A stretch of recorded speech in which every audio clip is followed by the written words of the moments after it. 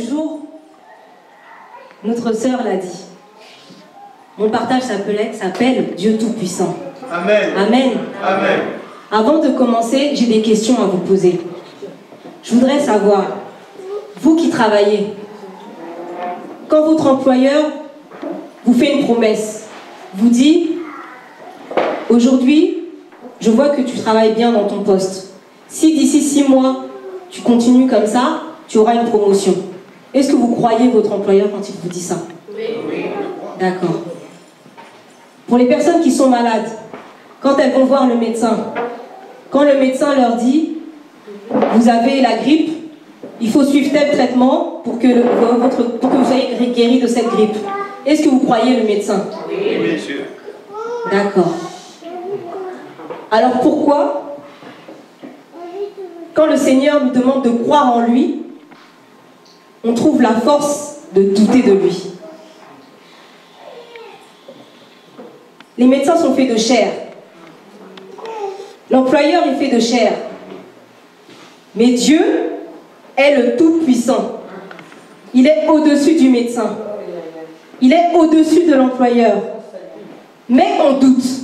Est-ce normal? Non. C'est pas normal. Jean 11, verset 40. La Bible nous dit ceci. Ne t'ai-je pas dit que si tu crois, tu verras la gloire de Dieu? Ne t'ai-je pas dit que si tu crois, tu verras la gloire de Dieu? Ne t'ai-je pas dit que si tu crois, tu verras la gloire de Dieu? Tu verras. Tu verras la gloire de Dieu. Mais pour ça, il faut croire. Mais nous, on doute. Est-ce qu'on veut vraiment voir la gloire de Dieu? Oui. Alors pourquoi doutons-nous? Si je vous dis, ne t'ai-je pas dit que si tu crois, tu constateras la gloire de Dieu? Est-ce que vous constatez la gloire de Dieu dans vos vies? Bien sûr. Alors pourquoi doutez-vous? Ne t'ai-je pas dit que si tu crois, tu réaliseras la gloire de Dieu? Amen. Est-ce que vous voyez la gloire de Dieu se réaliser dans vos vies? Alors pourquoi doutez-vous? Ne t'ai-je pas dit que si tu crois, tu prendras conscience de la gloire de Dieu? Avez-vous conscience de la gloire de Dieu? Dieu est puissant. Dieu tout-puissant. Quand on parle de Dieu, on dit qu'il est puissant. On dit qu'il est le roi des rois. Mokondi Abakondi. Amen. Mais on doute. Le médecin, il est qui? Il est fait de chair. Il a été à l'école, comme vous et moi. Il a étudié. Il a eu ses diplômes. Il a fait des analyses, il a fait la science, il a fait beaucoup de choses. La science, ça vient d'où? Ça vient de l'homme. Mais lui, quand il parle, on le croit. Votre employeur, il a monté sa société, il a eu un peu d'argent, il a embauché des gens. Il vous dit, si vous travaillez bien, promotion. Vous, vous le croyez. Mais l'Éternel Tout-Puissant, le Seigneur des Seigneurs, Mokondi Yabakondi, on ne le croit pas. Donc c'est qu'il y a un problème. Sommes-nous vraiment reconnaissants envers Jésus-Christ pour son sacrifice? Sommes-nous vraiment reconnaissants pour lui qui est mort à la croix pour le pardon de nos péchés? Il a donné sa vie. Qui ferait ça pour moi? Qui veut donner sa vie pour moi aujourd'hui? Pourquoi? Parce que je suis faite de chair comme vous. Donc pourquoi vous allez donner votre vie pour quelqu'un qui est fait de la même manière, du même sang, pareil que vous? Non. Mais lui, il a donné sa vie pour nous, pour le pardon de nos péchés. Il est le roi des rois. Sommes-nous vraiment reconnaissants envers Dieu pour tout ce qu'il a accompli dans nos vies? Pour tout ce qu'il a accompli. On parle du passé. Donc tout ce qu'il a accompli. Sommes-nous reconnaissants? Avons-nous conscience de ce qu'il a fait pour nous jusqu'à maintenant dans nos vies? Est-ce qu'il y a des gens qui dorment sous les ponts dans cette église? Est-ce qu'il y a des gens qui sont à l'hôpital là tout de suite, maintenant, dans le coma ou autre? Non. Est-ce que quand vous allez rentrer chez vous à midi, vous allez manquer de nourriture dans votre assiette? Non. Non. Alors pourquoi doutez-vous? Il a accompli dans vos vies. Prenons conscience, il a déjà accompli. Aujourd'hui, personne ne dort dehors. Aujourd'hui, personne ne manque de nourriture. Donc, il a accompli. Il a accompli. Sommes-nous conscients de ce qu'il accomplit dans nos vies? On est au présent. Ce matin, vous vous êtes levés. Vous êtes là. On a adoré Dieu. Êtes-vous conscient de ce qu'il accomplit aujourd'hui? Il vous a donné le souffle de vie pour que vous puissiez venir dans sa maison, quitter chez vous, venir jusqu'ici pour l'adorer. Il accomplit encore. Il a accompli, il vous a donné une stabilité, un foyer, de quoi manger, une famille. Il accomplit parce que vous vous réveillez le matin pour venir le glorifier, vous vous réveillez la semaine pour aller travailler, il accomplit. Il y a des gens qui ne se réveillent pas. Il y a des gens qui vont se coucher, ils disent bonne nuit, à demain, et le lendemain, il n'y a pas. Rendons grâce à Dieu, il est puissant. Sommes-nous conscients de ce qu'il accomplira? Regardez ce qu'il a fait déjà. Regardez ce qu'il fait. Et maintenant, regardez ce qu'il fera. Dieu est puissant. Dieu est puissant. Il est au-dessus de tout. Votre patron, il a fait quoi pour vous il y a 5 ans? Celui qui vous promet une promotion, il a fait quoi pour vous il y a 5 ans? Rien. Qu'est-ce qu'il fait pour vous aujourd'hui? Il vous dit, bon, travaille. Voilà, travaille. Travaille pour moi. Travaille. L'argent va rentrer, mais pour moi. Et dans 6 mois, peut-être que on envisagera quelque chose. Peut-être. Mais vous, vous croyez au peut-être. Mais Dieu, il vous dit seulement, croyez en moi et vous serez sauvés. Mais on doute. Moi, je ne comprends pas. Même, je dis vous, mais même moi, je suis dedans.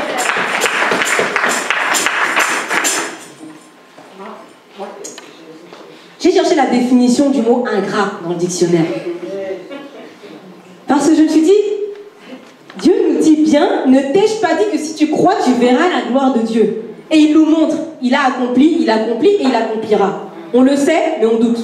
Par contre, on ne doute pas de l'homme, on ne doute pas de la chair, mais on doute de Dieu. Donc je me suis dit, on est ingrat. J'ai cherché la définition de ingrat dans le dictionnaire. Au début, je cherchais ingratitude. Mais j'ai dit non, on va cibler. On est ingrat. Qui n'a pas de reconnaissance pour les faveurs reçues. Il a accompli, il accomplit, il accomplira. Avons-nous de la reconnaissance pour ses faveurs? Pas assez. Qui ne dédommage pas des peines que l'on se donne. Dieu se donne la peine de nous entendre. Prier, pleurer, se lamenter. Voilà comment on le remercie. On passe plus de temps à pleurer qu'à lui rendre grâce et à lui dire merci. Est-ce normal? Combien de temps lui accordons-nous dans nos vies? Combien de temps? J'ai cherché la définition de temps. Moment favorable pour faire quelque chose. J'ai dit donc quand on n'a pas le temps, c'est qu'on manque de temps, finalement. Ça veut dire qu'on n'a pas les bonnes conditions dans nos vies pour pouvoir prendre le temps de prier Dieu alors. Puisque c'est le moment favorable. Donc finalement, on n'a pas de moment favorable, étant donné qu'on n'a pas beaucoup de temps à lui accorder. Mais à part ça, on dit qu'il est puissant. Qu'il est le roi des rois, le seigneur des seigneurs. Mais on n'a pas le temps. Quelle place lui donnons-nous et quelle place donnons-nous au doute dans notre vie? Là, j'ai cherché la définition de place. Position dans un classement, dans une hiérarchie. Diable. Donc on n'a pas le temps. On dit qu'on a le temps, d'accord. On a le temps alors. Donc, quand je me réveille le matin, je vais travailler. Je passe 7 heures du temps au travail. Donc je donne 7 heures de mon temps à mon patron. Je passe 2 heures dans les transports. Je rentre à la maison. ma deuxième journée, elle recommence. On s'occupe de l'enfant, on mange, on fait la vaisselle. À 23h, après avoir fait tout ça, je vais prier. Donc, il ouvre la journée, il ferme la journée. Je me réveille, je prie, je me couche, je prie. Mais pendant tout le laps de temps là, le temps que j'accorde aux autres, à quel moment j'ai eu le temps et j'ai donné la place que Dieu devait avoir? Normalement, on devrait passer notre journée à prier. Parce que si vraiment Dieu est le roi des rois, le Seigneur des seigneurs, Mokonzi Abakonzi, normalement, il est numéro 1. Première chose à faire, avant de faire quelque chose, on prie. On demande à Dieu, on parle à Dieu, on lui accorde sa place. Il est numéro 1, pas 2, pas 3. Il passe avant tout, il passe avant le travail, il passe avant les activités, il passe avant tout, parce que c'est lui qui nous protège de tout. C'est lui qui fait que si on arrive à venir le dimanche à l'église, c'est parce qu'il nous a protégés toute la semaine. Parce qu'il nous a gardés partout où on a été. Mais nous, on doute. Ensuite, j'ai cherché la définition de doute. Incertitude vis-à-vis d'une question, d'une situation, du comportement à adopter. Je dis, c'est ça en fait.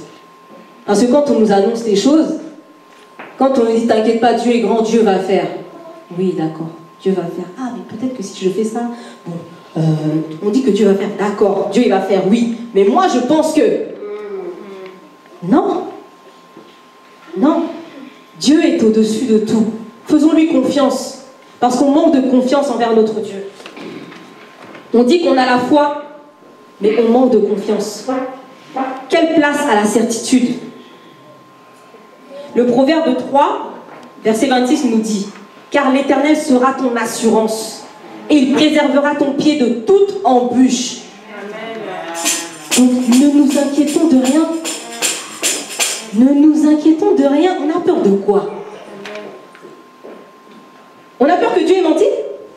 Dieu ment. Ne nous inquiétons de rien. Si vraiment on croit quand on dit on vient ici à l'église, on vient, on chante, on danse, on loue, c'est qu'on a la foi. Ou peut-être qu'on fait semblant d'avoir la foi. On a la foi, mais Seigneur, je crois en toi, mais bon, il y a des trucs, je ne suis pas sûre que tu vas y arriver. Donc moi, je pense que je ferai mieux que toi. C'est ça. Donc ayons la foi. La foi, c'est ça. La foi, c'est ça. Dieu est puissant. Dieu tout puissant.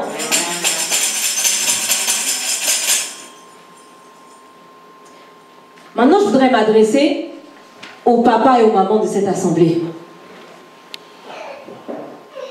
Je voudrais vous dire, vous demander même. Vous voyez les jeunes qui sont là, qui ont commencé à chanter dans la chorale. À l'époque, elles avaient entre 13 et 17 ans. Aujourd'hui, elles ont 20 ans, 18 ans. Elles se sont levées pour la gloire de leur Dieu. Elles sont devenues des exemples pour leurs petites sœurs, qui, elles aussi, aujourd'hui, souhaitent servir leur Dieu en chantant, en jouant de la musique, comme on peut voir notre frère Merveille qui joue de la batterie. Parce que ces jeunes ont vu leurs aînés faire les choses. Maintenant, vous, adultes, parce que comme vous dites, moi aujourd'hui je me mets dans la case des enfants. Parce que quand vous parlez, vous me mettez dans les enfants. Donc aujourd'hui je suis enfant. Donc je me mets avec les autres. Donc je ne me mets pas avec vous. Vous, adultes, c'est vous. Moi, je suis avec les jeunes. Maintenant, j'ai une question à vous poser. Si ces jeunes-là se sont levés, si un jour, à une veillée de Noël, on s'est retrouvés là devant avec la sœur Pamela, la sœur Donna, la sœur Diana et moi, c'est parce qu'on avait cette envie. Vous nous aviez donné cette envie de louer Dieu. On avait pris conscience qu'il y a bien un Dieu. Et on a eu envie de le servir. Cette envie, on l'a transmise à nos petites sœurs et à nos petits frères, qui l'ont transmis à leurs petites sœurs et à leurs petits frères. À Pâques, ces enfants, ces jeunes, ont pris une initiative, ont fait quelque chose. Maintenant, il y a la Pentecôte la semaine prochaine. Les enfants ont lancé. Ils ont démarré. Qu'avez-vous retenu de cela? Allez-vous rester assis et attendre que les enfants fassent encore? Ou allez-vous prendre conscience du fait que si les enfants font, nous qui sommes adultes, nous pouvons faire aussi? La semaine dernière, Il y avait Papa Samy qui chantait, Papa Mili, parfait, frère parfait, et Papa Matondo, Papa Mabanza. J'ai eu l'impression de voir une chorale de papa. Amen. Et je me suis dit, j'ai regardé la salle, j'ai regardé l'assemblée, j'ai dit non, Dieu fait, Amen. Dieu a fait, Dieu fait et Dieu fera. Amen. Mais si personne ne bouge, si on attend que le voisin fasse, oh moi j'attends qu'il fasse avant que moi-même je fasse, mais personne ne fera, il ne se passera rien. Donc quand Dieu vous inspire quelque chose, quand Dieu vous met quelque chose à cœur, n'attendez pas que votre voisin se lance. Si vous avez cette envie, faites-le. Les papas, vous êtes là. On sait que vous avez des voix pour chanter. On sait que vous connaissez les cantiques en Kikongo. Nous, on ne les connaît pas. Les mamans, vous avez des voix, on vous entend. Vous êtes des mamans, vous êtes des papas, vous pouvez nous apprendre des tas de choses. On a encore beaucoup de choses à apprendre de vous. Certes, les enfants sont là, on est la relève, mais on ne peut pas tout faire nous-mêmes. On est une église, on est une assemblée. On a besoin les uns des autres.